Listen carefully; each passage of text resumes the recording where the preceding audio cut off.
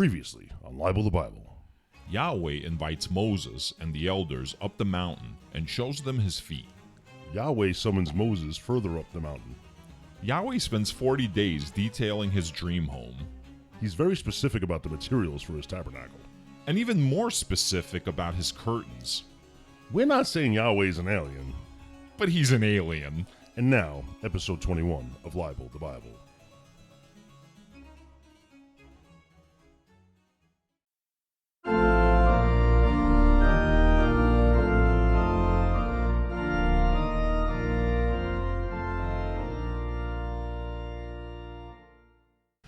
Previously on Libel the Bible. Scott was an asshole. Rusty lashes out at Islander fans.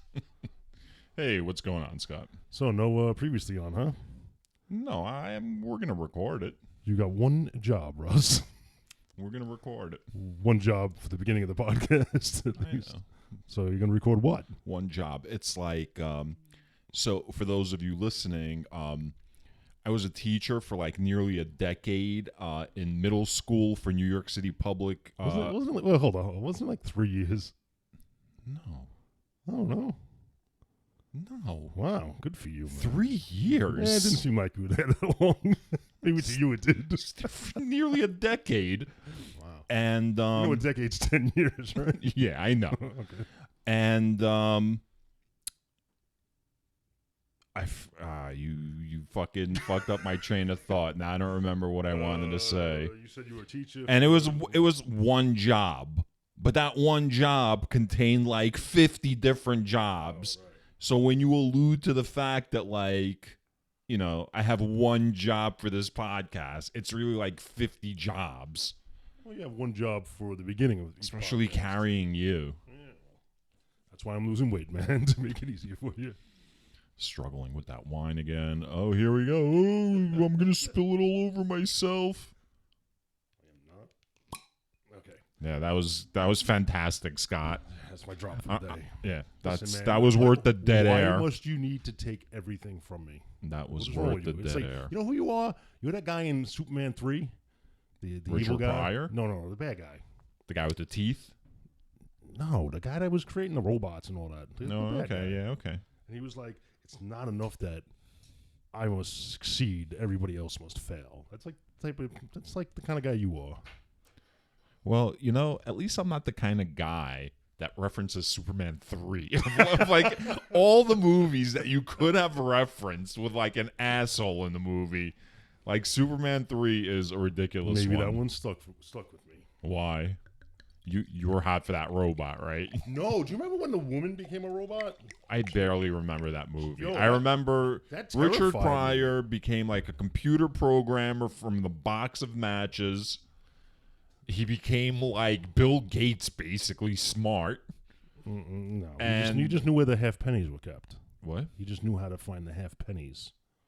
Oh, right. Like, right. Yeah. He was a scam artist, and he figured that out. But he got caught, like, immediately. Like, they figured out, like, his scam. Oh, because he showed up in the Ferrari, right. He bought the Ferrari, right. All right. I think what we learned is there is no reason to have Richard Pryor in, like, a Superman movie. None. I don't think he'll be in anymore. Well, that's fucked up, Scott. Oh, too soon? Yeah, too soon. Too soon. So, since we don't have a previously on, let's talk about previously on. Why do you keep saying we don't have a previously on? Because you didn't. You where is it? We're going to have a previously on. We're going to record a previously on. You mean we're going to do something out of order, and then you're going to put it in order? Like editing-wise? It's kind of like...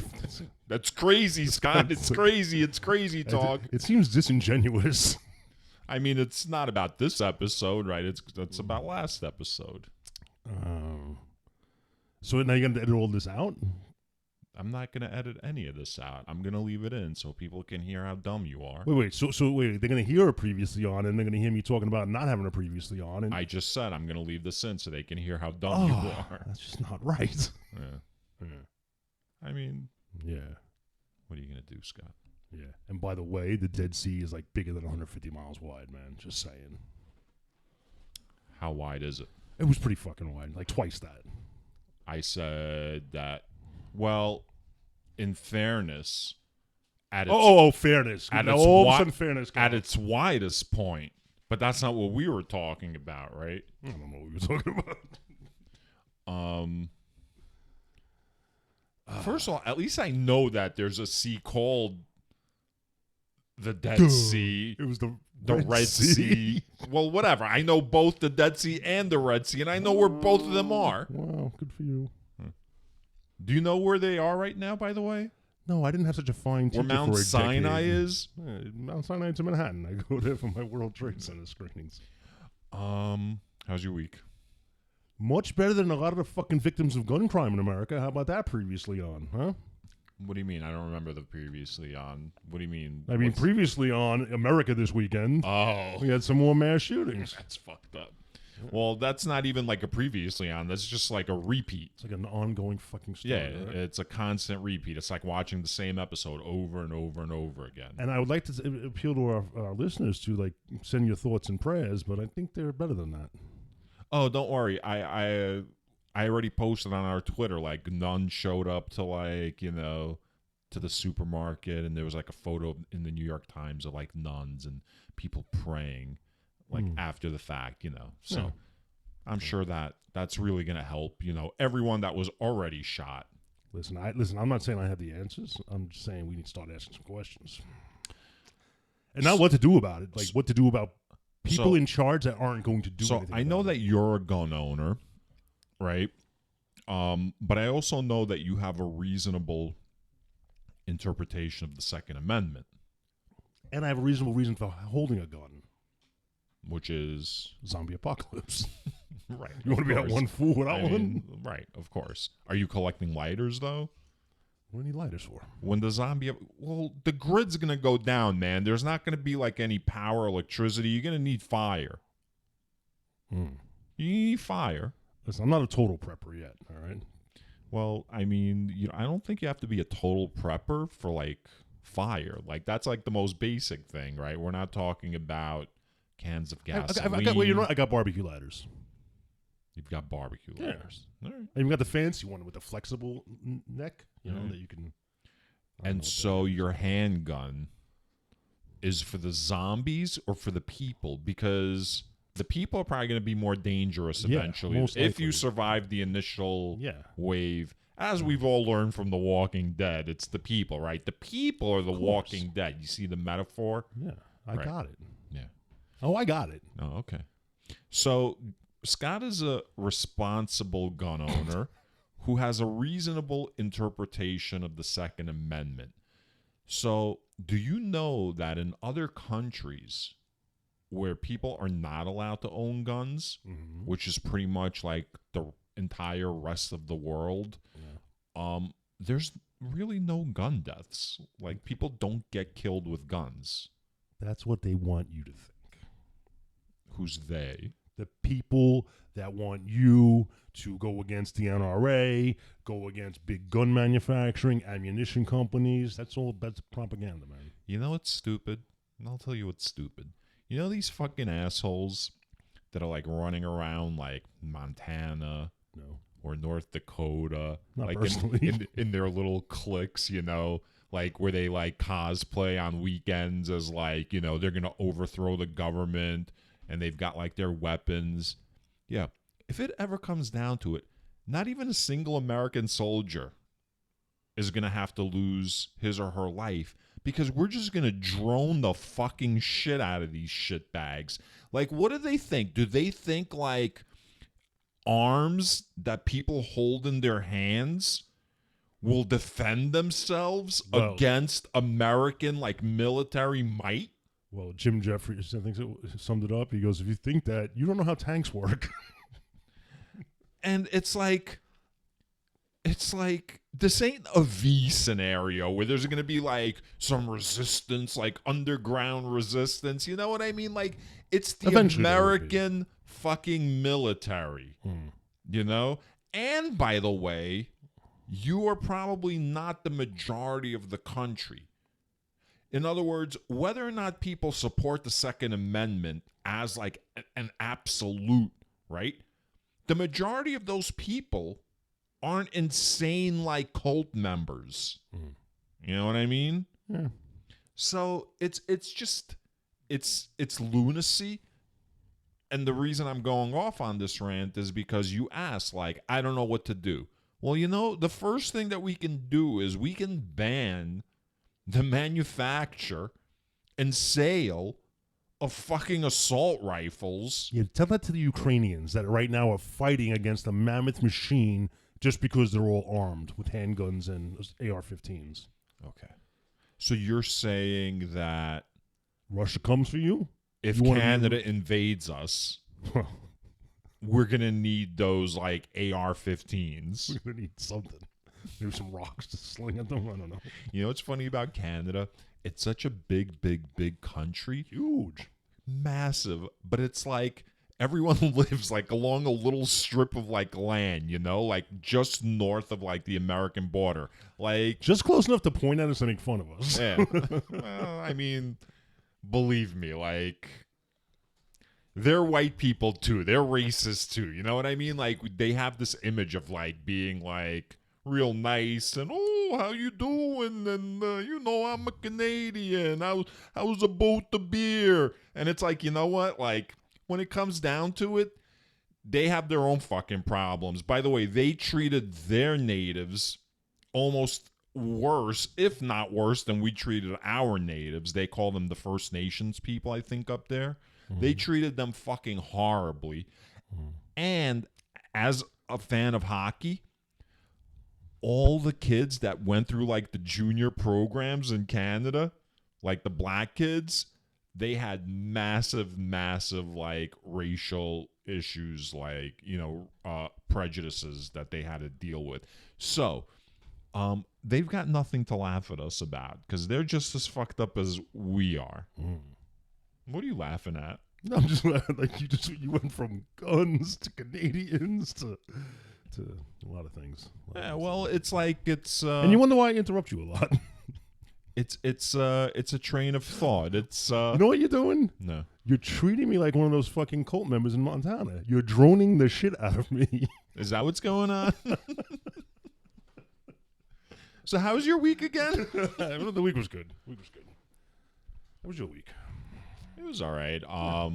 Rangers came back from 3-1 down. Oh yeah, we're recording on Tuesday again. So what other Judeo-Christian thing were you involved in? Game 7, man. Game 7, Rangers, Pittsburgh. So we're recording 2 days after that. I am so happy. I'm so happy the Rangers beat the Penguins in overtime. Is that sudden death? Was that like a... It's sudden death of Game 7. How do you like that? You like the sudden death idea? Oh my God, it's fantastic. I guess it's exciting. It's there's nothing more exciting. Football's sudden death in overtime also, right? No, not exactly. So no.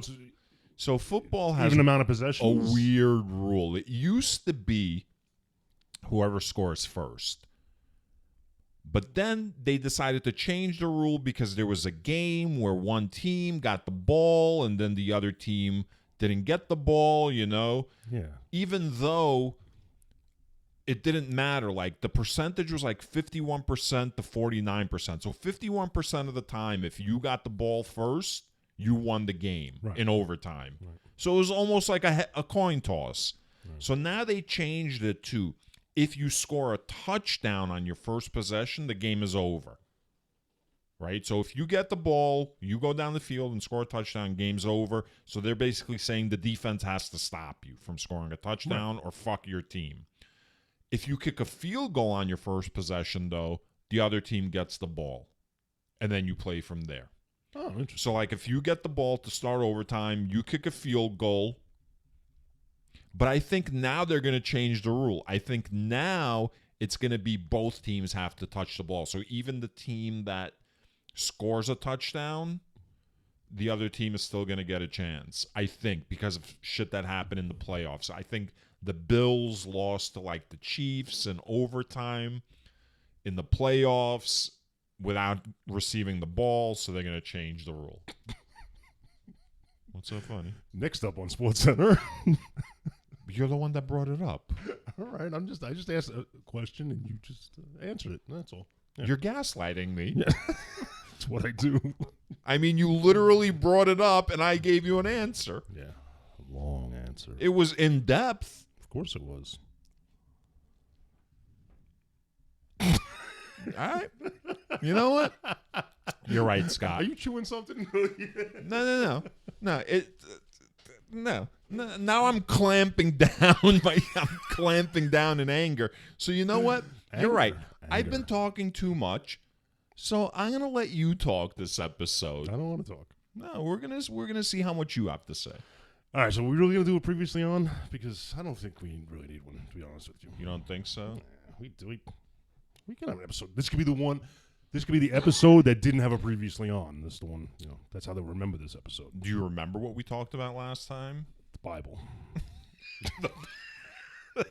Scott, it was definitely the Bible. Well, we were at the mountain, right? We're at Mount Sinai. You know. God was laying down rules. Right. And we talked about, like, he wanted a house built for himself. Yeah, so why don't I just read the heading? The headlines. Go ahead. The headings. The blood of the covenant.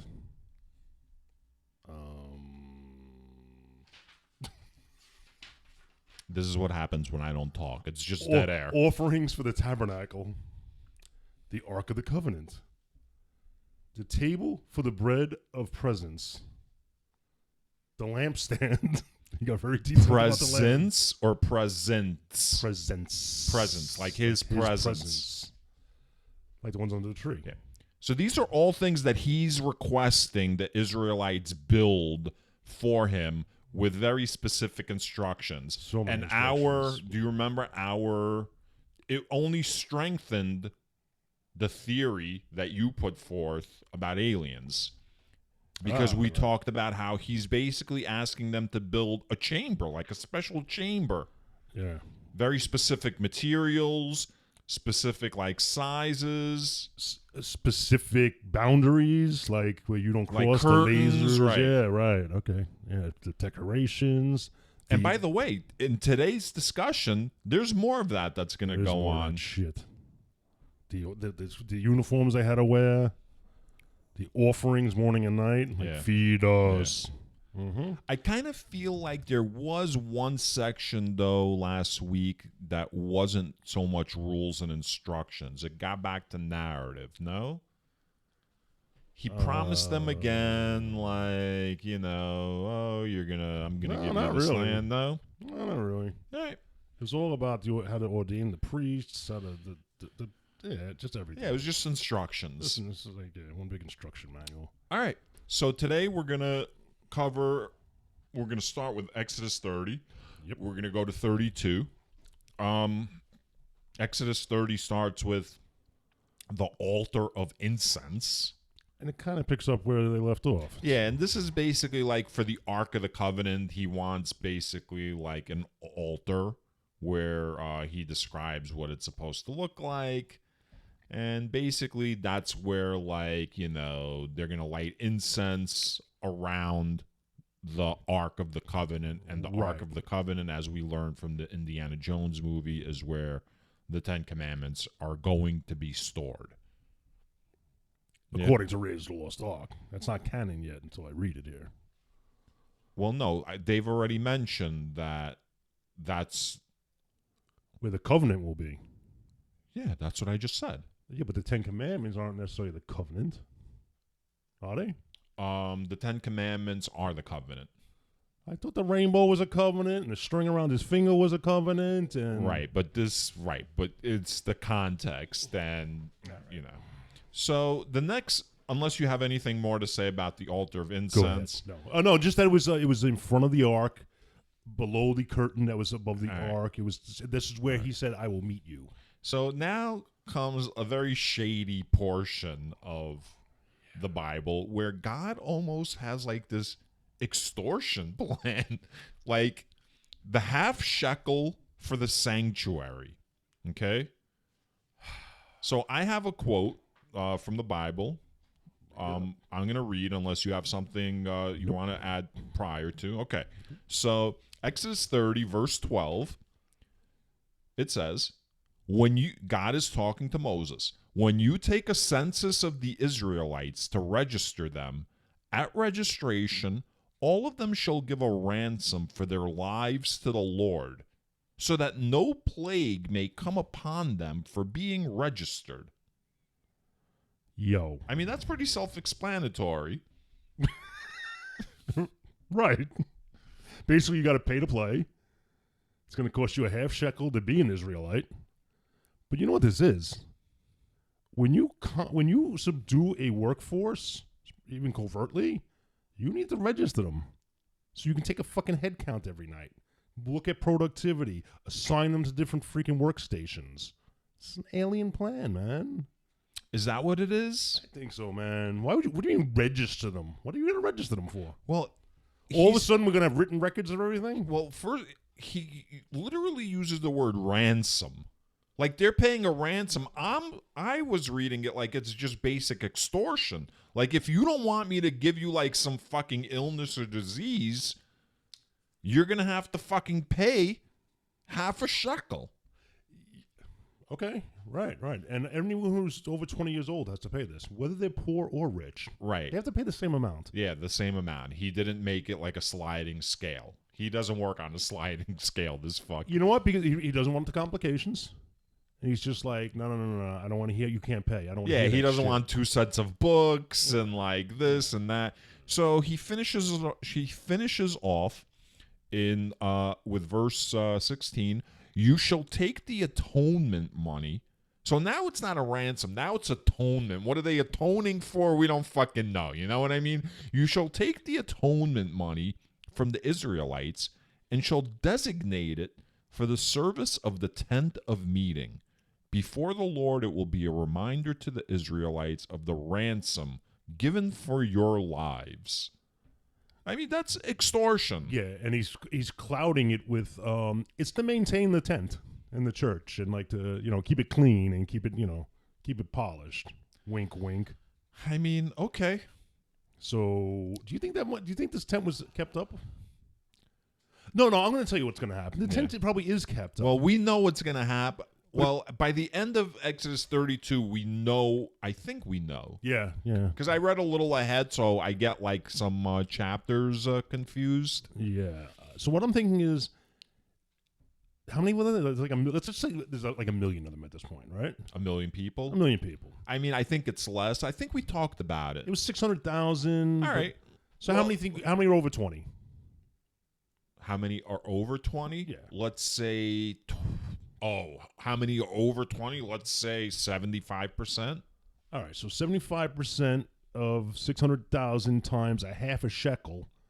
Wait, let me do the math real quick.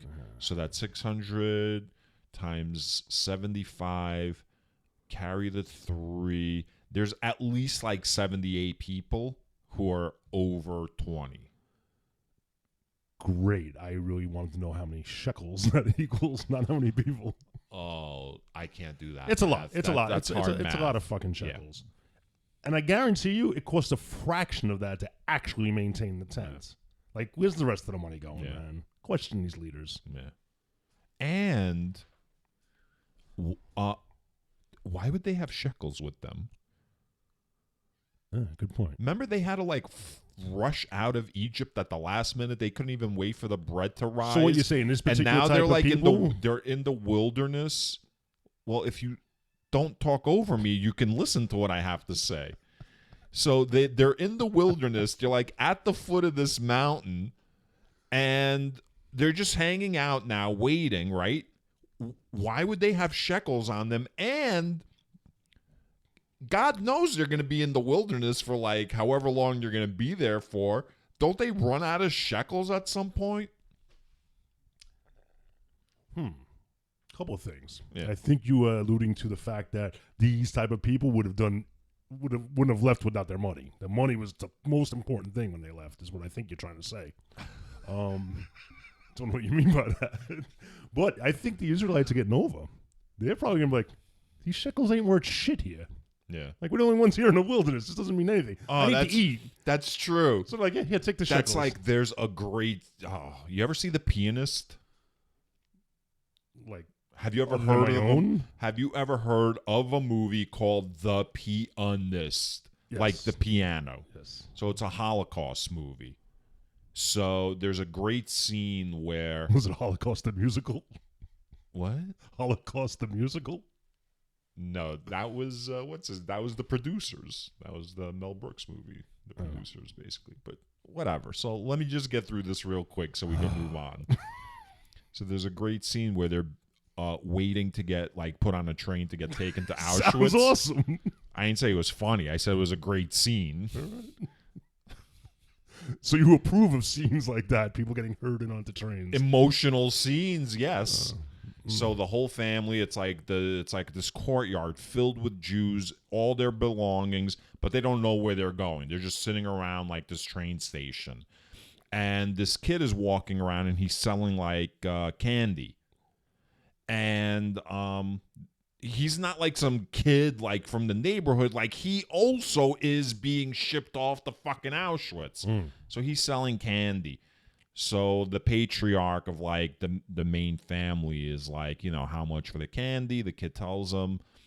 The patriarch pays him, and he's like, "What do you think you're gonna do with this money? Why are you even selling these candies? And that's speaks to what you're saying about the shekels. It's they're in the desert. They realize the shekels are basically crypto at this point. The only value of the shekel is the value that other people are giving it. It's not backed by anything other than that. It's like any fiat currency. But that's really fiat. Yeah, that's fiat too at this point. So the half shekel is going to lead to the bronze basin. The bronze basin, by the way, is another huge piece of evidence that this is aliens that we're talking about. Go ahead. Describe it. Why? What are we talking about? So he's like, take the money, take the gold, whatever, make this bronze basin with a bronze stand for it and fill it with water. So Aaron and his sons can wash their hands and feet and not die. Yeah. So specifically it says in verse 20 of Exodus 30, when they go into the tent of meeting, so meeting with him, with God. Yeah. Remember this elaborate tent with all these very specific fixtures that have to be there. This has to be gold plated. Even the sticks that carry things. Remember he says use acacia wood for this, but it's got to be plated in gold, all this protective coating. So, verse 20, when they go into the tent of meeting, or when they come near the altar to minister, to make an offering by fire to the Lord, they shall wash with water so that they may not die. They shall wash their hands and their feet so that they may not die. It shall be a perpetual ordinance for them, for him, and for his descendants throughout their generations. Yeah. So he's it's scrubbed down. Yeah. Not because they're going to die if they don't. It's that they're going to kill you if you come in with microbes on you. Yeah. That's antimicrobial. Everything's coated with an antimicrobial thing. Yeah. This is hand sanitizer. Yeah. This is the COVID outbreak. Yeah. We said this is COVID negative 3,000 or whatever. Yeah. Yeah. Yeah. Yeah. It's Before you enter our freaking white space, our fucking clean room. Yeah. So here's the question, I guess. Is Yahweh being forthcoming and honest, or is this really protection for him so he doesn't get oh, absolutely, microbes on him? Yeah, he can't have these people coming in and bringing him disease. Right. When he says they're going to die if they don't do this, it's because they're going to kill them. Right. You're not coming past this point if you're dirty. So it's not like he's the conquistador infecting the Aztec. They're it's the reverse going on, right? The Earthlings are the ones with the microbes. Correct. You don't think he might have something, though? You know what? Good point. Because if he's basically enslaving this... Well, sorry, he's not enslaving this population. He's coercing them to doing his bidding. I mean, that's basically... Maybe he knows... He's manipulating them. Right. Maybe he knows that he also has the smallpox blankets. Or and he doesn't want to give it to... Maybe it's a mutual thing. No. By they, I mean Yahweh being only the voice of many others. Oh, definitely. This isn't one that guy. are along this for isn't the one ride alien. with him. Yeah. Right. Why would the ship have to be that like big? Zeus, Yeah. Apollo, All them guys. yeah, Thor, All them guys. Odin, Mount Olympus. yeah, They took off from Mount Olympus. yeah. So then, as if that wasn't enough evidence, we get to the anointing of oil and incense. Dude, man, this is absolutely. Did you ever see? I know you don't watch. We don't really talk about it much on this show, but a show called Star Trek Enterprise. I know the show. I don't watch it. The technology is supposed to be a little less than Kirk's time, not too far in the future from now. And when they came back from a planet, Enterprise is the one with Scott Bakula, right? Yeah. Okay. When they came back from planets or alien environments, they had to go into decontamination. Whereas in like the later Star Treks, they had transporters took all that shit off. Mm-hmm. They actually had to go in, pretty much get naked, and rub this gel and oils all over themselves to kill everything. Mm-hmm. Sounds sexy. It certainly was. I mean, I'm assuming that's why they had that in the first place, because they had like that Vulcan, right? That sexy Vulcan woman. Yeah. I was never like Jolene Blaylock. I gotta tell you, I'm not like a huge fan when they like sex up like aliens like that. Like, it doesn't work for me. Not even the green chicks. Like the hairstyle is all weird, you know, like the Vulcan hair. It's like it's awful. It's a weird hair. The Look ears. at my bowl cut. Yeah, the bowl cut, right. Like it hasn't changed. So it's like, why is that logical? Why is a bowl cut logical? I guess it is. And quick. It's not like, right, it's not like, then laser off all your hair then. That's more efficient, and it's one time, and you don't need to cut it anymore. Just laser off your hair. Can I do that? Because I'm sick of shaving my head, honestly. I'd rather just... Yeah, why can't you just laser it? You could do that. Seriously? Yeah. I'll look into that. Women laser like their pubic hair. Whoa, sorry. Didn't mean to bring up a sensitive topic, Scott. All right, yeah, so, more aliens. So the anointing with the oils. Yep.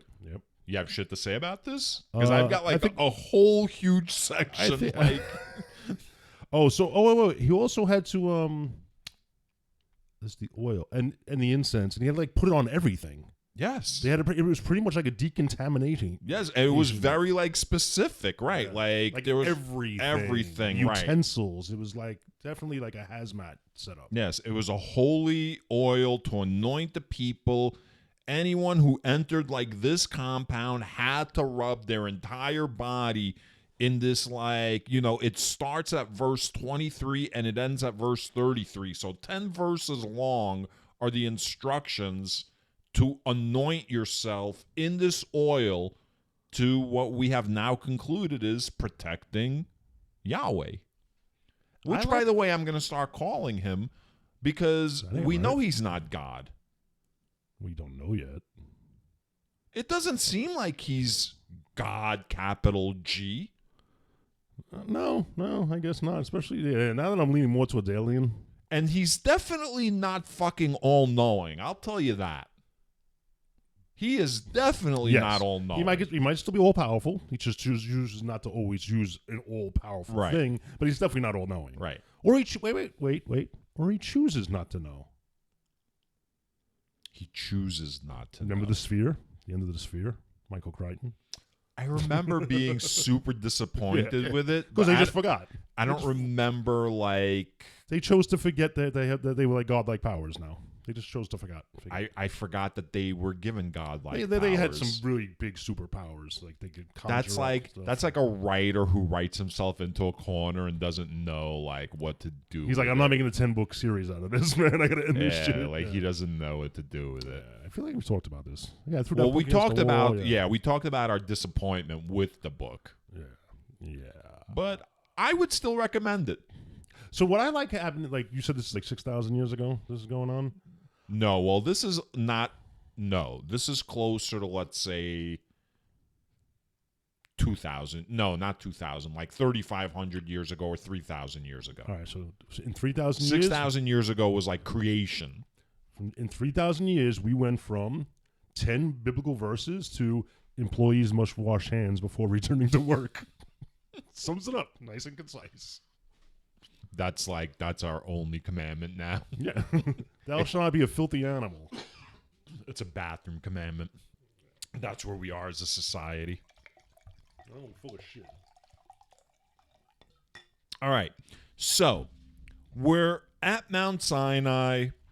God has been busy giving Moses instructions on how to construct the tent where he will be hanging out. He will, and by the way, remember, like the tent has like those handles so they can carry it, and it's same it's with the a basin. whole, it's a whole situation. Yeah. All right, let me just go back to the oil and the incense. Mm-hmm. He was very specific. Don't anybody reproduce this product. Like no knockoff perfume. Right. No, nothing, because you'll be cut off from the people. Right. Which is like, what does that mean? You're an outcast? But later on, he's pretty specific about what being cut off from the people means when we get to it. Yeah. So that brings us to Bezalel and Oholiab. Yeah, so this is Exodus 31. Exodus 31 starts with Bezalel and Oholiab. So basically, these are two people that God is going to grant the skills that are required to build the very specific things that God wants built. Yeah, like I think Bob Vila is one of them, and like Holmes on Holmes is the other guy. Right. What's that guy from Extreme Home Makeover? The Ty Pennington. Ty Pennington. Yeah. Is he gonna move the bus? That guy. Yeah. I don't like that. Move that. Yeah. But that's, by the way, what I titled our last episode. Move that bus? No, our last episode was titled Ty Pennington's house. Extreme Home Makeover Yahweh Edition. Nice. It came out today? Yeah. Oh, I didn't update the website. Yeah, so check that out, those of you listening. And by the way, if you're listening on Apple Podcasts or even Spotify, leave a review, man. Engage. Like, it helps us in the algorithm. The more people that leave reviews and a physical typed review, even if you're like, good show, or these guys are fucking assholes, or whatever, or that guy, any like actual engagement helps our algorithm and helps us be seen. So that would be much appreciated. Yeah, even if it's to advertise your own bullshit, like just do it. Just whatever. Tell us to go fuck off. Anything helps us anything helps, and is better than not saying anything to anybody. I disagree.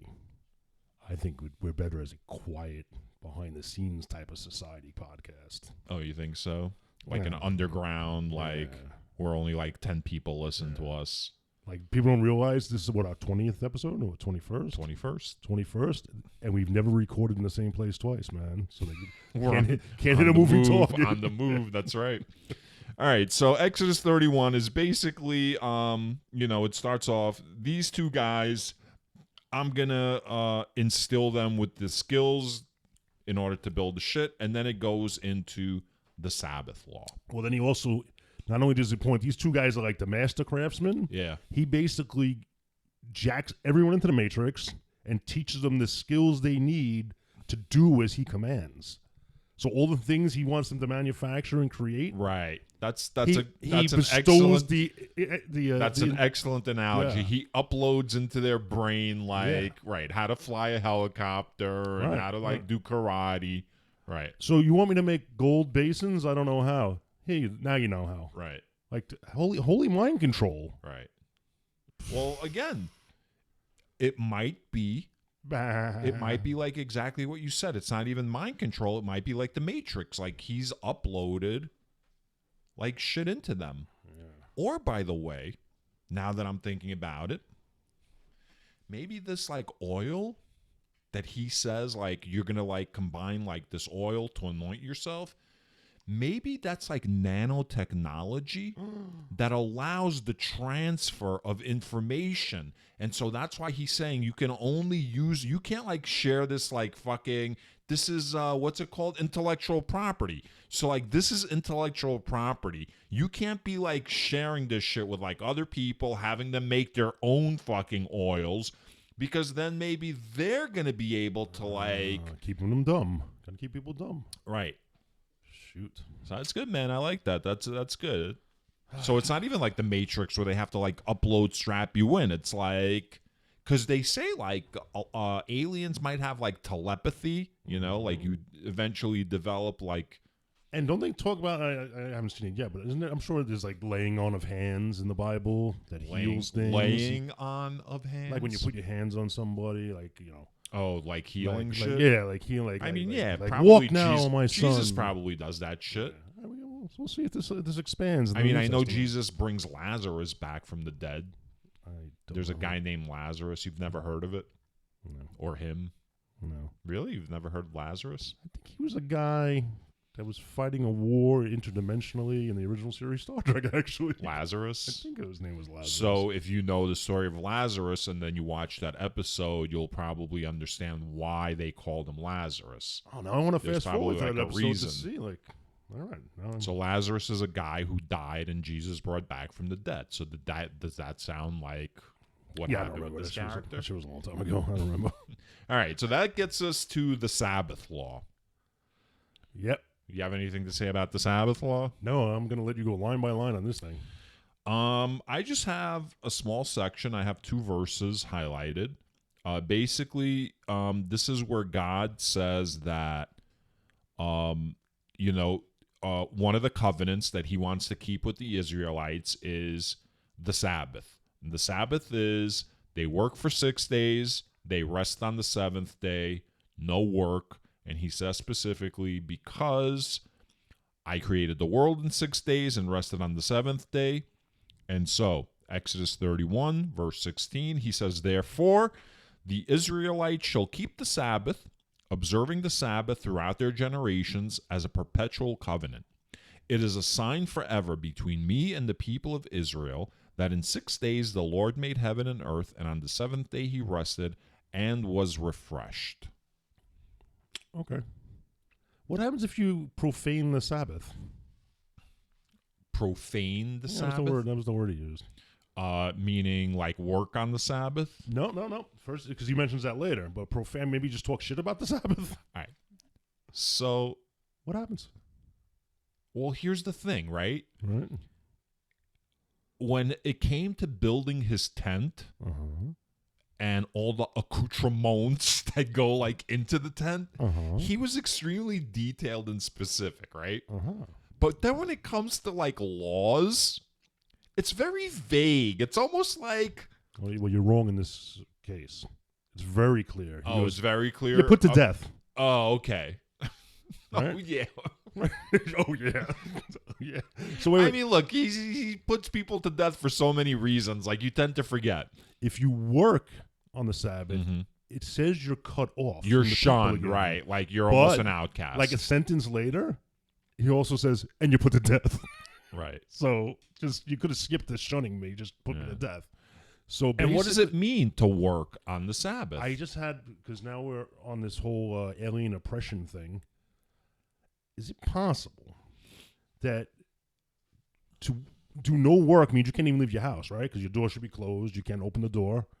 Why? I can't go. No, I can't stroll through the park. You can't open your door to leave. Well, what does work mean? That's what I'm saying. Turning the doorknob. What does turning work? the doorknob is work. So who made that up? Well, originally probably God, but these aliens who are taking the mythos and twisting it to work for themselves, they're saying this. What do you mean originally God? I mean, whatever alien came before these aliens to talk that shit. Okay. They're just appropriating that. It's right. cultural appropriation from one alien to an alien. All right. It's alien on alien appropriation. Oh, man. I hate when that happens. So, what if, one, the aliens couldn't cloak themselves anymore, like for 7 straight days? So they had to take a breather and take the cloaking machines offline for a day, and they couldn't have anybody seeing it. Oh, like when Darth Vader goes like into that pod every once in a while, right? Or the aliens had to like gather stuff up that they couldn't get the humans to gather up, maybe. So they had to, everybody go in your house, don't come out for one day, and they go out and they do their business. And then and you're put to death because you would have come out of your house, seen what was going on, and you need to be murdered. So this makes a tremendous amount of sense if it was specific and it said like work means any physical exertion of your body is work. So like what are you saying? So is me getting up to make food work. No, because he mentions that earlier, that on that day that they're supposed to rest, they're still allowed to make food. When they were collecting the manna or whatever it was. So you're saying... You mentioned the elevator in the hospitals. Yes. On the Sabbath, yes. Work would be pushing a button. Well, but that's... So that's my question. Was it just that became the interpretation of what work is by maniacs? And by the way, pushing a button is work if we're going to And so is turning a doorknob. To open your door. What's the difference? No, what I'm saying is if you're going to make the interpretation that you can't use an elevator and pushing a button is work, right? Then getting on an elevator is also work. So what I'm saying is, what is work? Anything that's not... Was it described in this verse? No. Like in this... No. Right, so it wasn't described. I'm going to say work is anything other than the bare minimum you need to do to keep yourself alive. So that's why you can go to a hospital, because your life's in danger. You can eat. I didn't take you for like restroom. a strict constructionist. You're like Amy Comey Barrett. You're like very like strict, huh? Like there's no room for I'm saying interpretation. This is what I'm saying. They would, All right. Oh, you're saying what they... Well, obviously this is what they interpreted, but I'm asking you as a human being, like, why would they interpret it work like that? Because at one time, that was the answer. They were not allowed to leave their house. That was considered work because of the aliens. Right. So it got passed down 5,000 years later. I mean, listen, you're convincing me. All right, that's all I'm here to do. It's funny because Amy is constantly afraid that we're going to get converted at some point. Amy Comey Barrett? No, Amy, my wife. You married Amy Comey Barrett? So, does that make you a Supreme Court? You know, she reminds me of like Carrie's mom. Remember the movie Carrie with like her crazy like religious girl with the blood nut job? Yeah, I don't think I was her mom was like a crazy religious nut job. That's like Amy Comey Barrett. So Amy's like always afraid, like not afraid, but she laughs like how we're gonna like be converted, after doing like this podcast. But really the conversion is like the alien theory. Like I'm converted to that guy on the History Channel now. Yo, you see how like Congress is gonna have like its first UFO meeting? Yeah. Do you think it's any coincidence that we're bringing this to the forefront and now the government's involved? Like, do you think the government has been listening to our podcast and realized, shit, they're on to us? I don't think. I know they've been listening. It won't be the first time, right? I mean, they're listening all the time to everything. Yeah. Talking about you echelon system. But listening is different than monitoring, right? So, like, they listen to everything. It's just what do they choose to, like... The keywords, man. What do they choose to, like, focus on and concentrate on? So, after he tells Moses, I'm going to kill anyone who wants to work on the Sabbath, he's like, here, take these 2 tablets. Can we get back to your wife's fears? Yeah. Well, it's not fears. It's just, it's like she laughs about it. So, Yeah. do you think it would be, do you think... She thinks you're more susceptible to influence. So does she think, like, I'm going to become God-fearing after reading all Yeah, this? she's like, once you get to Jesus, like, because, she was raised Catholic, and she's like, and not like East Coast Catholic, because on the East Coast where we live, we have 2 kinds of Catholics, right? We've got the Italians and the Irish Catholic, and they're both like, it's like an insane version of Catholicism. Like, Irish Catholicism is fire and brimstone, right? Like fucking hell, like, and Italian Catholicism is like all based on worshiping like the Virgin Mary and guilt. Amy, so two very different parts of the Bible that they are into, because there was fire and brimstone, and I'm assuming there's going to be virgins and guilts. So, and they're all into saints and shit like that, you know. Okay. Amy's Catholicism is very Central and Northern European Catholicism. like it was West Coast, like Viking it Catholicism. was like gangster Catholicism. And so when I met Amy, like I didn't really understand. I understood Catholicism only as like a New Yorker, Irish and Italian Catholics. Right. So her Catholicism is much different from the Catholicism that we know. So she was raised, and so she knows the the Bible, blah blah blah. So she says once we get to like Jesus, you're gonna really like he's gonna charm the pants off of you, and you're gonna become he's like a charming dude. Huh? Yeah, He's got to be with all these followers. Yeah. Huh? Wow. So, which is darker, the West Coast or the East Coast? the East Coast. Oh, yeah. Well, it's not West Coast. It's Midwest Catholicism. I wonder what West Coast Catholicism is like. They probably don't have any. Well, rules West like Coast that. is like probably like I've seen the Latino. I've seen the videos from California. There's no God there. West Coast Catholicism is probably like Latino, which like Mexican. Well, Los Angeles means the angels, right? Yes. Right. Like everything there. Santa Barbara, Saint Barbara. San Francisco? Right. Oh, San means saint. Yes. Oh, shoot. We're going to take a religious tour through California. That's going to be one of our projects. Yeah. Let's do that.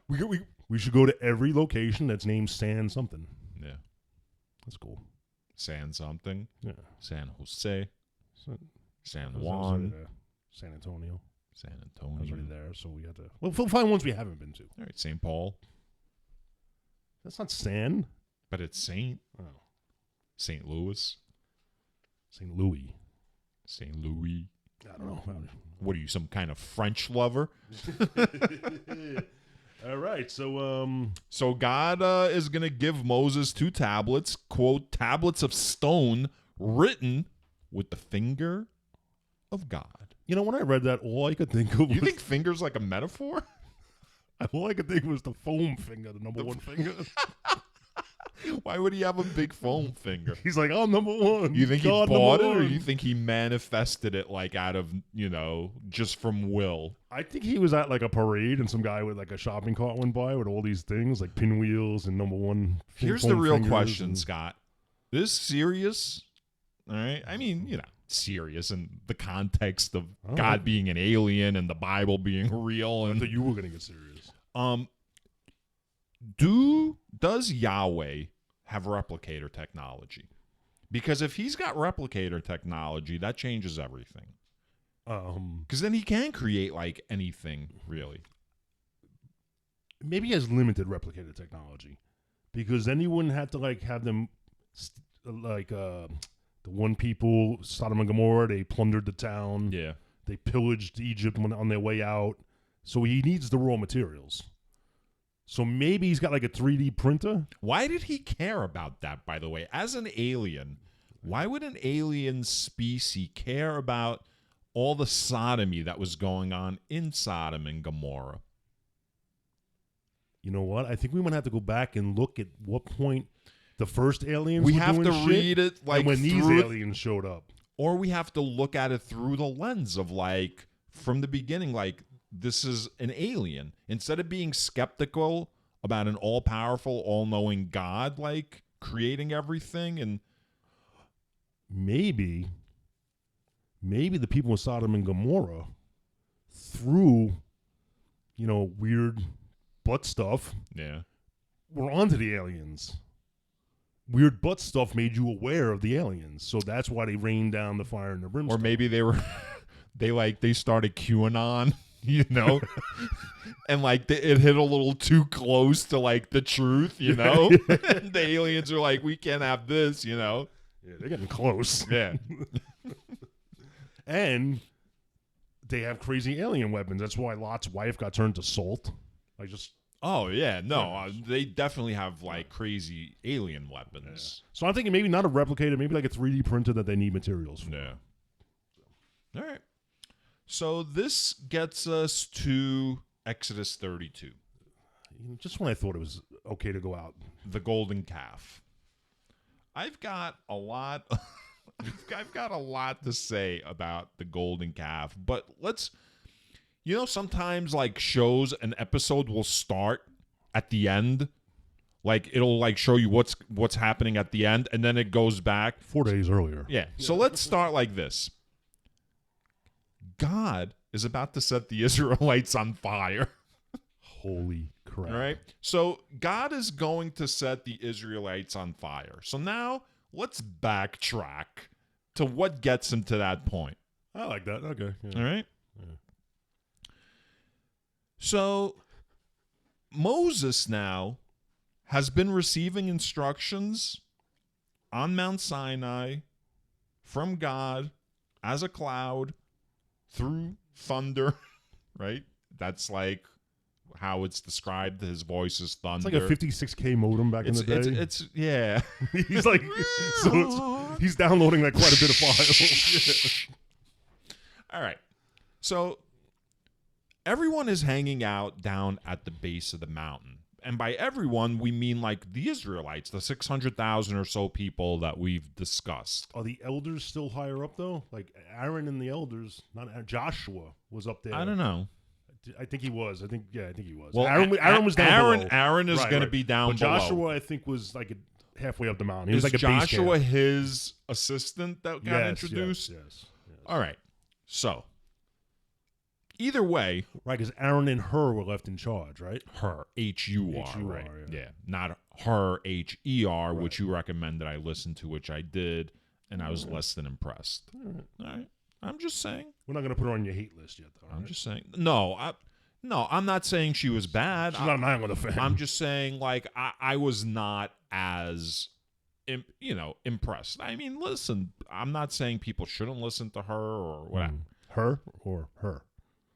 Both. Capital H-E-R.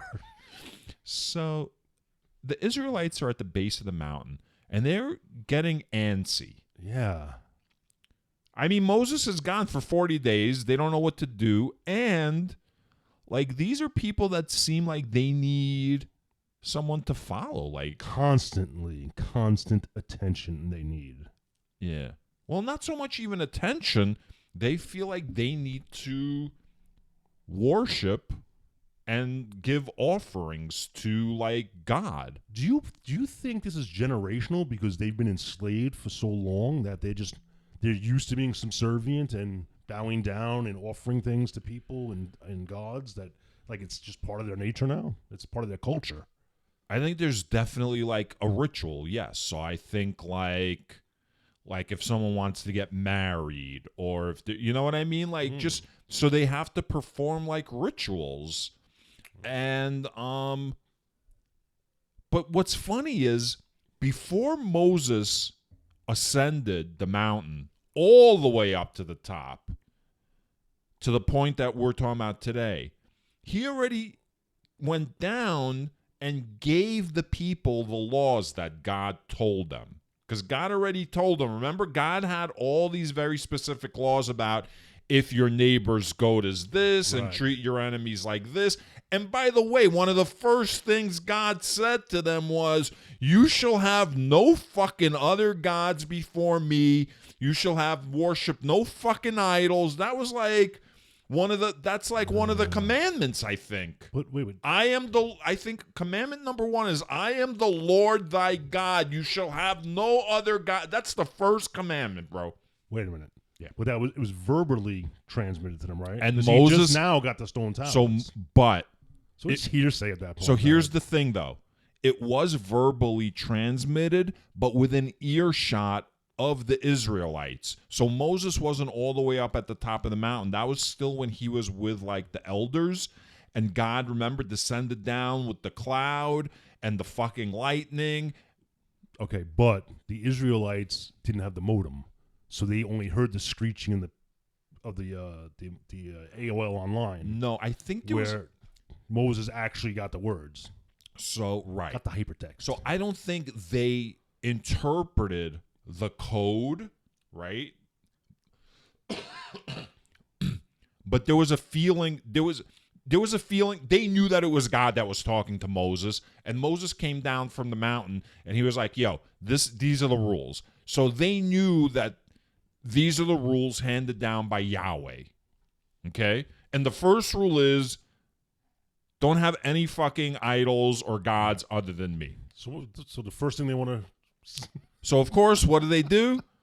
They go to Aaron and they're like, "Yo, bro, Moses is gone. We've been hanging out. We're twiddling our thumbs over here. We need to fucking worship something." Yeah. So now I thought Aaron was down with Moses here, because Aaron goes, "All right, you want me to make you some gods, some home goods? I need the raw materials. Yeah. So go get the jewelry out of your wife's ear, your son's ears, your daughter's ears. Get all the gold and jewelry and stuff, and bring it to me." So they do, and he melts it all down. Now puts it in the remember, mold. Yeah. I just want to point out, this isn't all 600,000 people, right? It's not like everybody. We'll get to that. You seem dubious. You're not sure about that statement. I'm not dubious. I'm just unsure about it. I'm not dubious. No. Dubious would make me think like I'm doubting what you're saying as far as, whatever. The validity of what I'm saying. Yeah, I guess. No, yeah. it's 100%. All right. It's a guarantee. Right. This isn't everybody that's like going to worship this or wants to worship this idol. It's a good amount of people, but it's not everybody. Mm-hmm. And you'll see later on that it's not everybody. So, get all the gold earrings. Got him. Earrings, he says, right? Specifically was earrings, I think he asked Very, for. very pierced ear society. So he winds up like fat. He creates a mold, it says. Yeah. Because what was weird was I don't have this part highlighted to read, but the gist of it is, in one part of the book, it says he created a mold. Don't even say that yet, because that's a contradiction I want to point out when we get to it. I know what you're going to say. So let's get to it. Why? You have more to say before we get to that? Well, yeah, the whole thing happens before we get to what I think you're going to get to. No, I'm talking about Aaron creating the calf. Right. As far as we know now, he put it in a mold. Let's just leave it at that for now. He made it with a mold. Okay. Right? Because then Yeah. he cast an image of a calf, a golden calf, and then he said, the people said, "These are your gods that brought you out of Egypt." Mm-hmm. And Aaron was like, "Oh," when he saw that people would, what do you say, worshiping it? Yeah. That's when he built an altar for it. Okay. He doesn't say the other thing until Moses comes down and goes, "What the fuck's going on?" Maybe I'm thinking you're going to say something else. Okay. All right. I don't know why it's a secret that I can't say it, but all right. I'll play along. I just think you're jumping ahead. All right. So he says he builds an altar. They decide to have a party tomorrow because they're going to worship the God that brought them out of Egypt. Like, did they forget? Do they really believe this golden calf that was just made out of their fucking earrings was the thing that brought them out of Egypt? Like, all that shit they witnessed just went out the fucking window? Like, all the shit the Lord did that didn't happen now? It's like some revisionist history, or they just have short memories, or... I think they need to, like, see a visual of a God because it's so ingrained in them. It's so ingrained in them. But do you think this golden calf they thought was Moses' God? The actual God that brought them from Egypt? Or they thought this was a different God?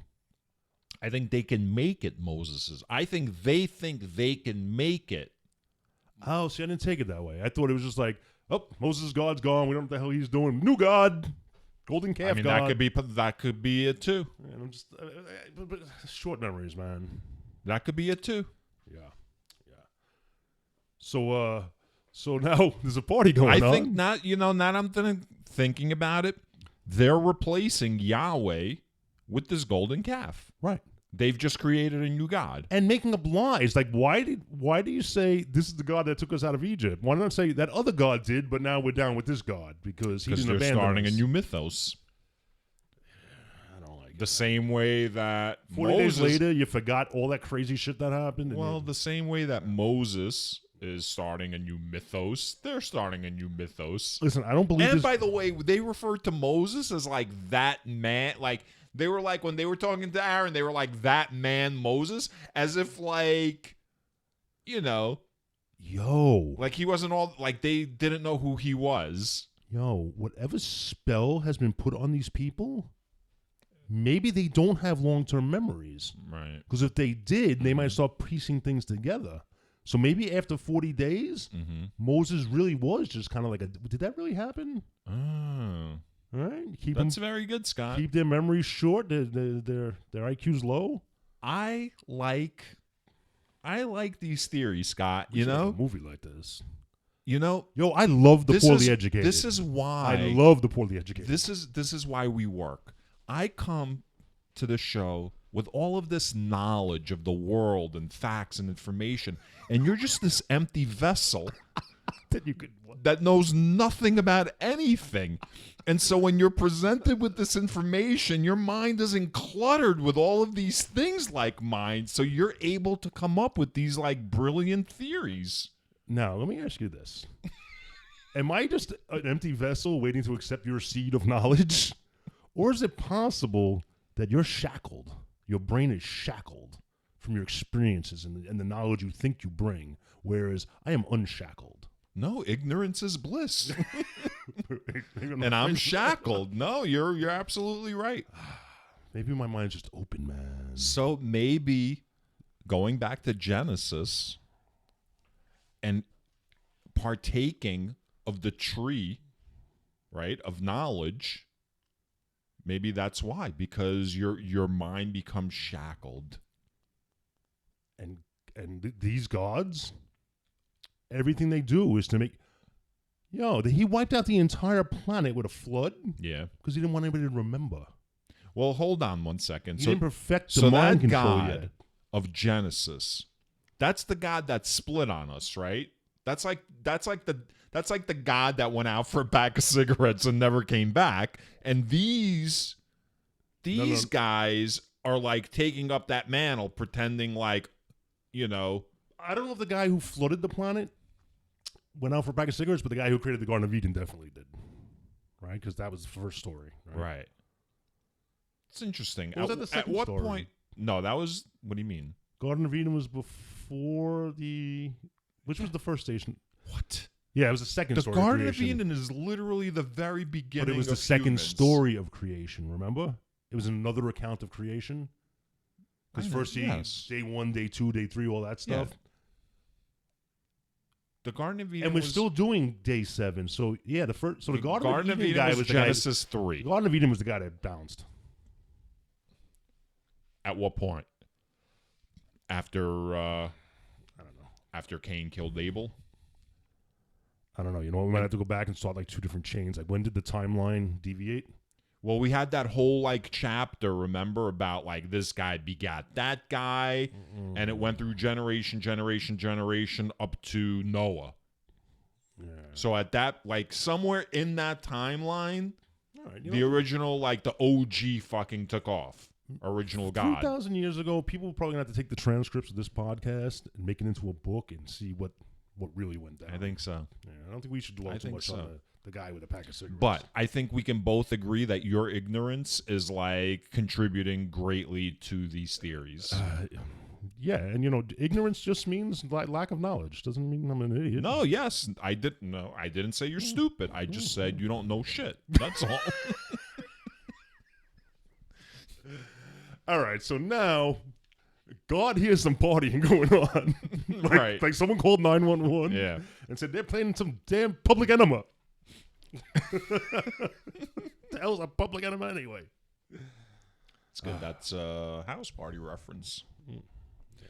And so they're acting like perverts. In Exodus 32, verse 7, the Lord said to Moses, "Go down at once.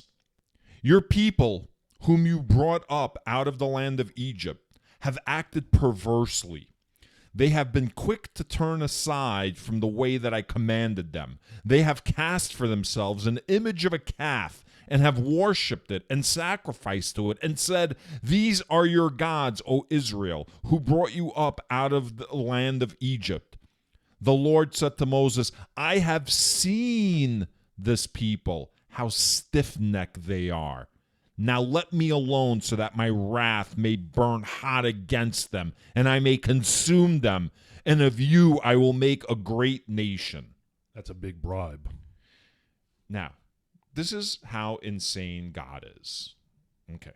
First, he starts off, the very first line is, go down at once. So he tells Moses, go down at once. He finishes it by saying, I'm going to make a great nation of you. But in between, he says he's going to fucking like consume them in like fire, basically, right? Yeah. So here's what I don't understand. So why not just tell Moses, yo, hang out up here with me, because I'm about to burn these motherfuckers up. No, he says, go down there. I'm going to burn these people up. Why not just be like, yo, chill while I burn them? Do you think God's like, that's right, burning house? And Moses like, yo, man, I'm just talking about going down and kick some fucking ass. Yeah. I'm not talking about burning these people up. Yo, do I smell something? Yeah. I smell golden calf. So, what a is golden calf's pussy. He talks about stiff-necked people. Yeah. Are those not the people you want? Stiff-necked is... Are those not the people you want on the Belt Parkway in front of you when there's an accident on the other side? As opposed to rubber-necked people. There you go. Traffic will move along. So, you know what stiff-necked means? No. It's stubborn. He's basically saying these fucking Israelites are stubborn as fucking shit. So Yahweh is upset. He's having trouble controlling them. And his own damn temper. It's unbelievable, man. He is so mercurial. You know, like 1 second he's laying down the laws and like, I'm going to protect you. I'm going to send my angel up ahead. And the next minute, by the way, he says, what does he say? He uses the term that they're impatient or something. I forgot the word. Attention deficit. I think it was impatient. But listen, man, Moses has literally been up on the mountain for 40 days. Have you ever hung out and waited for someone for 40 days? No, like, let's say you go camping with someone and you're like, yo, I'm going to go talk to this guy up on this mountain. Wait for me. After fucking 30 days, you know. Yeah, once my period wears off, I'm going to go check the park ranger. I'm saying 40 days is a little more than patient, I'd say. And maybe they don't need a new God. They just need something to rally around, something to like they're just hanging out in the woods for 40 days. Like, they want to do something. They got a party. Yeah. They need like a cause. Yeah. And, okay, so they fucked up. Well, let's say they fucked up. Why would the fucking murder right away? You know, like I got the feeling he told Moses to go down there and burn them first. And then Moses was like, nah, man. Come on. It seems like, no, I read it. He's saying he's like, go down at once. And then he says, I will. Now let me alone so that my wrath may burn hot against them and I may consume them. But now... And of you I will make a great nation. Right, so why did he tell him to go down there? To witness it? That's what I'm saying.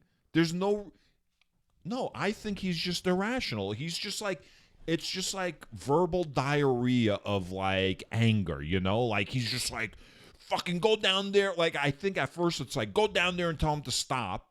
But then he realizes that's not what he wants. He's like, fuck it, I don't care if they stop. I'm just going to fucking murder them. Maybe the God Moses is talking to is just a AI version of the aliens. Hear me out. Go ahead. It's a computer. So remember, it's not a God. I think we've settled on it's an alien. It's an alien named Yahweh. And the alien's not really there right now. He's talking to like the computer version of the alien. It's like an AI. It's like Alexa. Mm-hmm.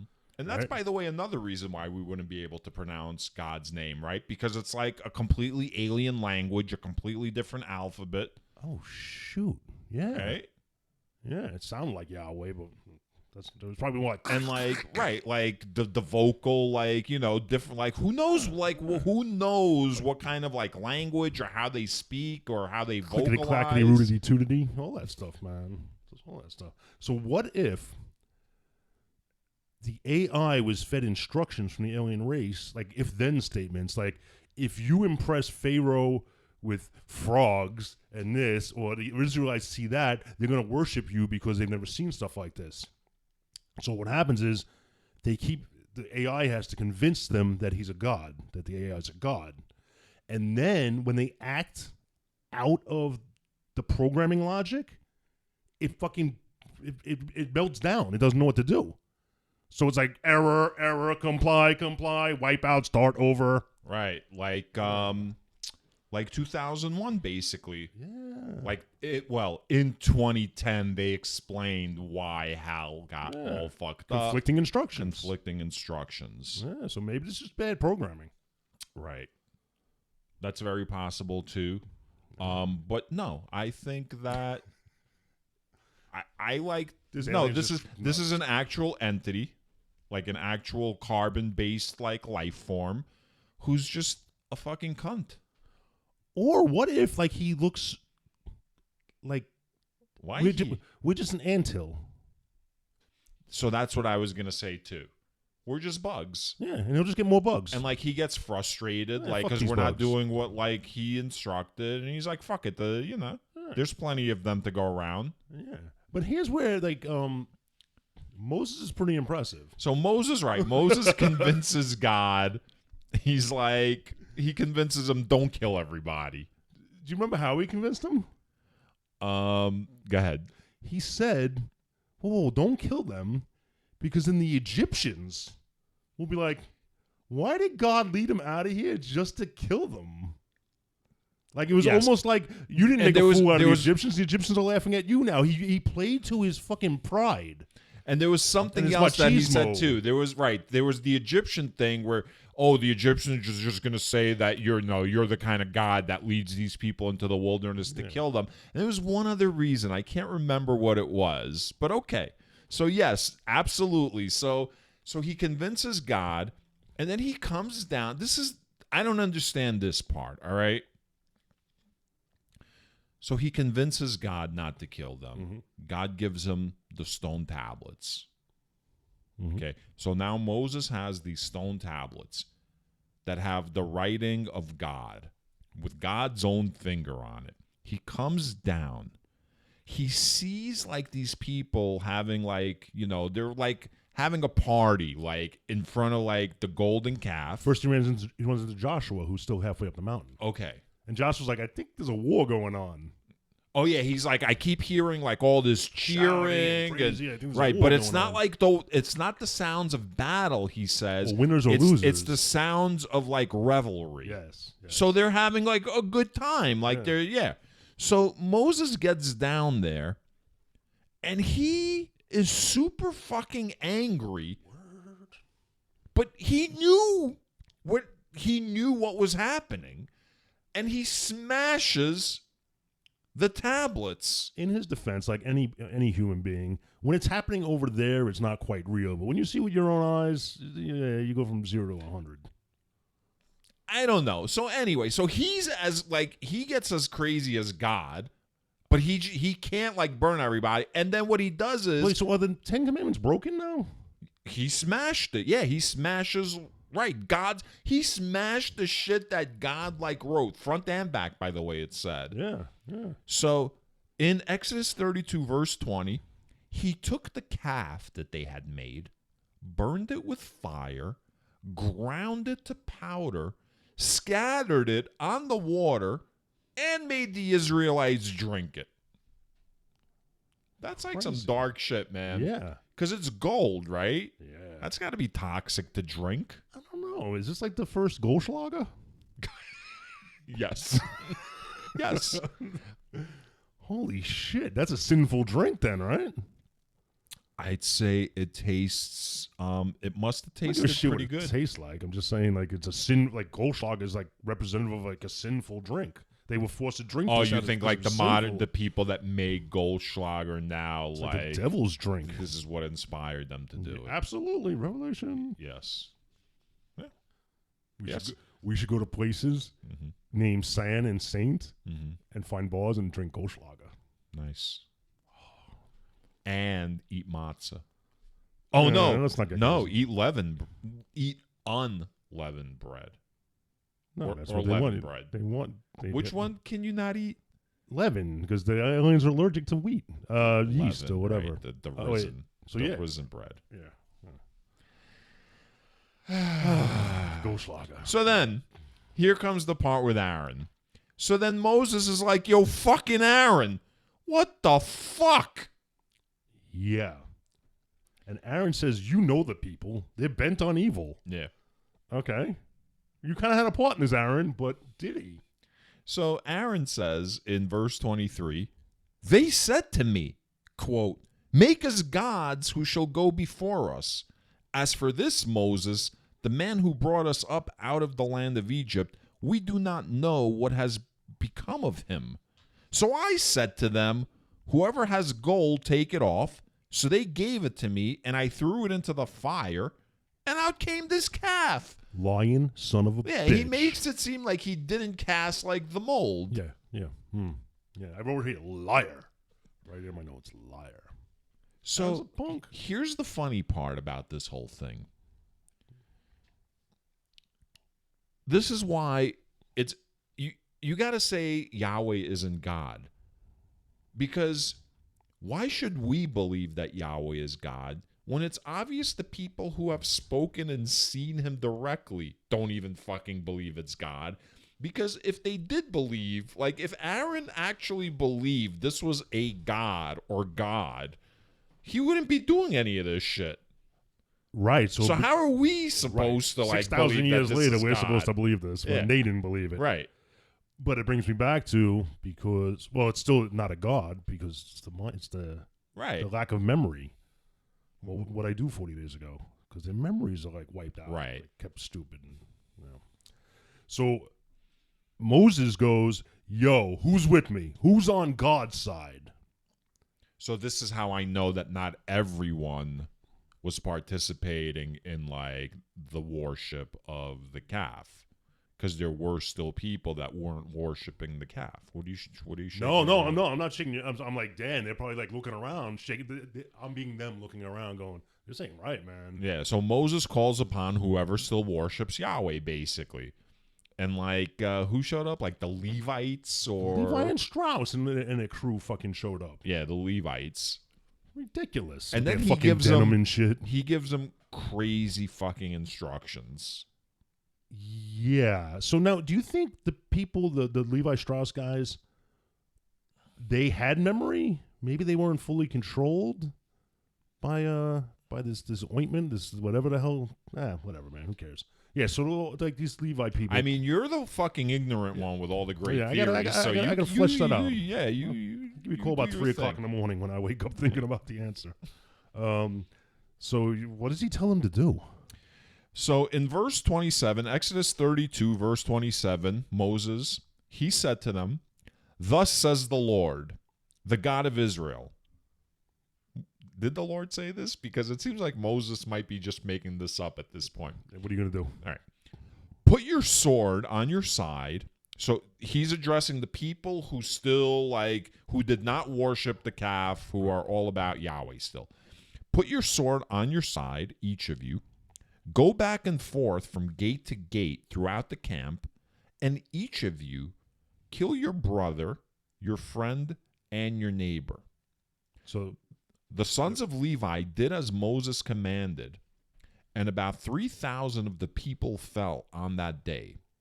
Moses said, today you have ordained yourselves for the service of the Lord, each one at the cost of a son or a brother, and so have brought a blessing on yourselves this day.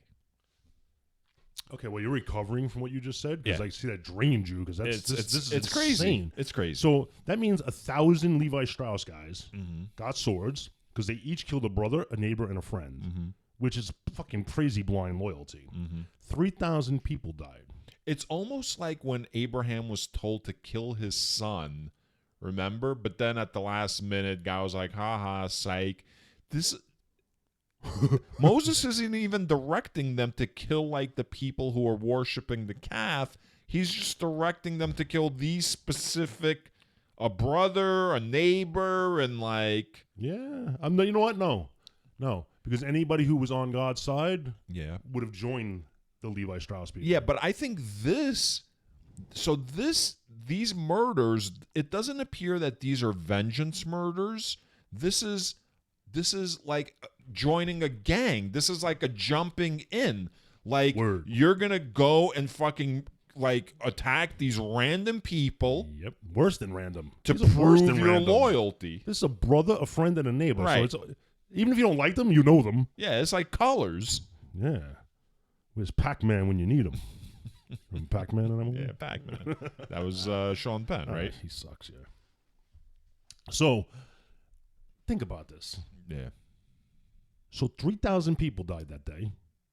And what did Moses say? You are now like you are holy. You are going to, you're like the shit.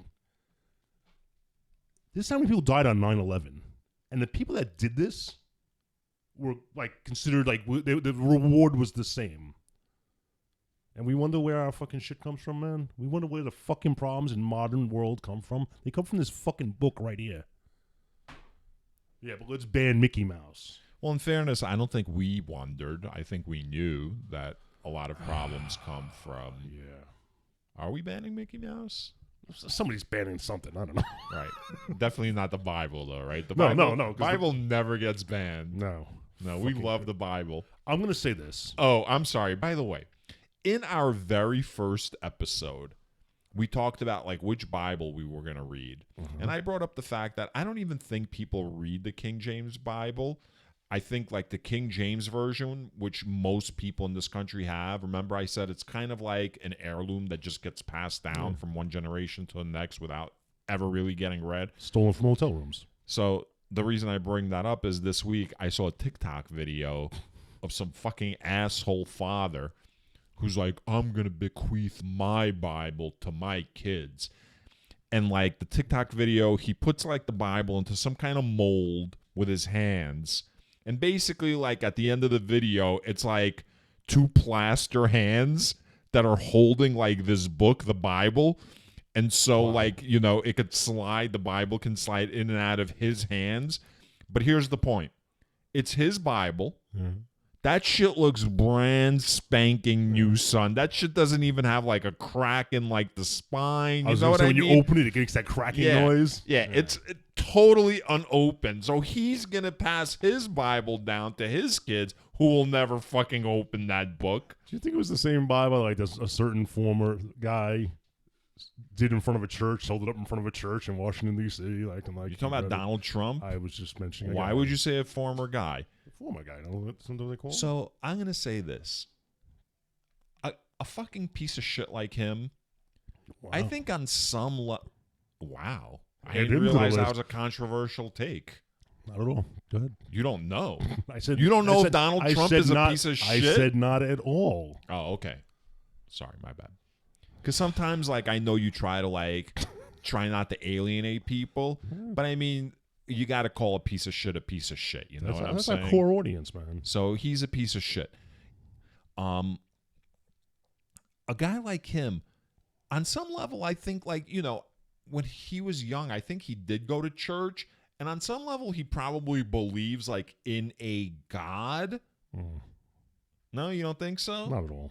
You don't think he believes like? I think he believes in a God because he feels like he's supposed to believe in a God, so he'll say he believes in a God. I'm not saying he lives the way God. No, I don't think. No, because I don't think you would live a certain way if you believed there was a God. So I don't really think he truly believes in a God. I believe he can use God as a way to, you know, reach people. Right. He used God as a way to ingratiate himself. Yeah, and go to events like weddings and churches and receptions and stuff like that. Sure. So, I don't think it's not just him. Let's be honest. It's not just him, right? It's like almost every politician. Yeah, they're all full of shit. Ridiculous. I'm still waiting for the first, like, atheist politician. You know what I mean? Bernie almost said it. Like, he almost said it, but, like, you can't quite like say you're an atheist. You know, it's bad enough he's a Jew, you know what I mean? But to say like he's also like atheist, forget about it. And I'm sorry, he and again, stereotyping, he has a lot of Jewish stereotype characteristics about himself. He's from Brooklyn. He's like a Brooklyn Jew. So it's like from the 1930s. That's like every cartoon, you know? Exactly. Like every cartoon stereotype, right. Like Ron Reagan Jr. was an atheist. I could believe that. Not tired of, not scared Reagan Jr.? His son, yeah. Oh, the son, yeah. He's got that commercial. Does he? He has an atheist commercial? He's big into the whole, let's really actually make separation of church versus state. Right. And he's like Ronald Reagan, atheist and not afraid to burn in hell. Right. He said that? Yes. Ronald Reagan Jr. Not Ronald. So he said Ronald Reagan Jr. That's what I meant, yeah. Oh, okay. Because you were like, Ronald Reagan, not afraid to burn in hell. Oh, imagine he was out in his father. Like his father was full of shit. Fuck Ronald Reagan and fuck his piece of shit wife, too. Okay, anyway, just say no to drugs. Because they were all opposed to like stem cell research until Ronald Reagan got like fucking dementia and Alzheimer's. Then it was like all like, oh, now that it affects like, you know, like every I have a gay son, so gays are okay now. right winger, like, you know, like they don't understand until it actually affects them because they can't like fucking transcend their own fucking experience. Right. So now, what's crazy is when Moses appealed to God to forgive the survivors, or blot me out of this book you're writing. And God was like, no, I'm going to blot out the people that disobeyed me and were unfaithful to me. Mm-hmm. So I think it's funny that, like, so did Moses go, look, I handled it in-house. I took care of 3,000 people. Like, stay out of it. And God was like, no, that's not enough. What do you think God was like, yo, Moses, what the fuck, man? All right. So I didn't have that guy. Was Moses the one with the son that he was going to kill?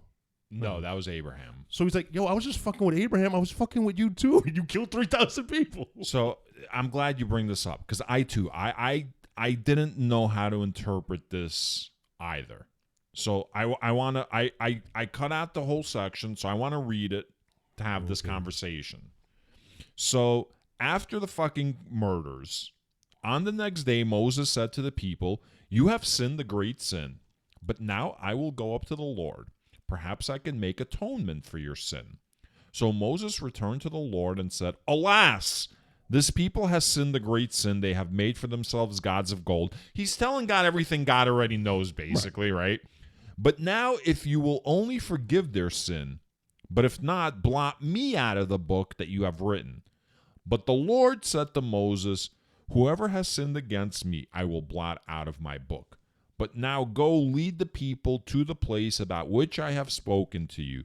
See, my angel shall go in front of you. Nevertheless, when the day comes for punishment, I will punish them for their sin. Then the Lord sent the plague on the people because they made the calf, the one that Aaron made. That's literally like how that... Yeah. That's how it ends. That's how the chapter ends. So God knows Aaron made that fucking thing. Even though Aaron tried to act like he just melted gold and it became a calf, God knew. Well, that's the thing, too. Like, does God know because Moses told him and it's just not part of this book? You gotta figure there's monitoring going on. I want to talk about Moses' motivation here. Like, did he feel like God was going to wipe out everybody? And he was like, listen, I'll handle it. They're my people. I'll handle it. And he picked 3,000 to die. He culled 3,000 and told God, it's handled. Let's move on. And then God was like, nah, man. What was Moses' motivation to kill 3,000 people if it was not to impress God? Well, I think Moses' motivation was he needed people that he knew would be loyal to him. And then he told God that, like, he feels guilty, right? Is that why he told God to, like, blot his name out? Because he's like, I'm a bad servant. No, I think it was like, I can deal with going down in history as killing these 3,000 people, but not 600,000 people. Like, so if you're not going to forgive these people... Are you saying the sin that Moses is describing is the death of the 3,000 people? No. The sin is them worshiping another god. Okay. But I feel that Moses they've atoned for it by killing 3,000 people. And Moses is fully aware he's the reason those 3,000 people died. Right. Moses killed 3,000 people. If not by his own hand. Even though he told those people that God told him that you have to do this. Yeah, because we know he didn't tell him that. So God did not tell him to do that. So he lied when he said Of course it. he did. Thus says the Lord, the God of Israel, put your sword on your side, each of you, blah, blah, blah, go kill. I think Moses, in his twisted logic, said, if I kill 3,000 of my people, he won't kill 600,000 of them. And somehow, in his head, he But justified... I thought they already agreed that God wasn't going to kill all those people. You know what I'm saying? Like, they already agreed, and God sent them down with the commandments. I don't know, man, but I think what happened was Moses was okay killing 3,000, but if he's now going to be a party to killing 600,000, now that's when it crosses the line for him. Okay. That crosses his moral line. So, right. So now, okay. So that logic works. If we're using the logic that you're describing, yeah, so Moses is like bargaining, you know, in that circumstance. But I guess my confusion comes from God wants to fucking burn everybody, and then Moses talks him out of it. So why is Moses under the assumption that God is going to wipe everybody out if they've already agreed that that's not what's going to happen? I want to point something out here. Moses, the day we meet him, kills an Egyptian. He is a party to every firstborn Egyptian being killed. He's a party to all the chariot and horsemen getting sucked up by the Red Sea. He's a party to the 3,000 that just get killed. The plague maybe not on him. Let's not forget that he polluted all the water. Yeah. Well, they cleaned it up, right? And afterwards, there was all right. Not before people fucking died from drinking polluted fucking Moses blood is water. not a good person.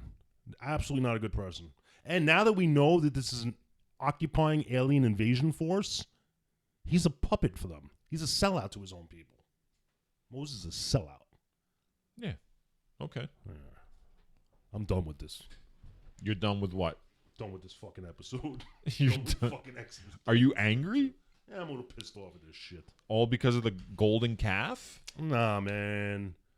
So wait a second. Who are you? All right. So in this episode, mad at everybody. Who is the biggest asshole? Moses. Moses, Yahweh, or Aaron? Or Aaron was weak. The people who worship the golden calf. Because they were all, it seems like everyone's a piece of shit. Okay, how many people are we saying worship the golden calf? Let's say a third. So 200,000? Okay. How many people worship Tucker Carlson? Worship? Or watch. I don't know. About 200,000. Man, I'm done with it, man. I don't care. Listen, Aaron was weak. Because Aaron gave in. He made the gold. He's like, okay, get the gold. I'll make a fucking idol. And he was left in charge. That's like our governor appointing a lieutenant governor who gets handcuffed and arrested like a couple of weeks later. Like, bad choice, Moses. You chose a bad leader. That's what happened in New York. Yeah, that's what I'm saying. Oh, okay. So I said Governor Hochul.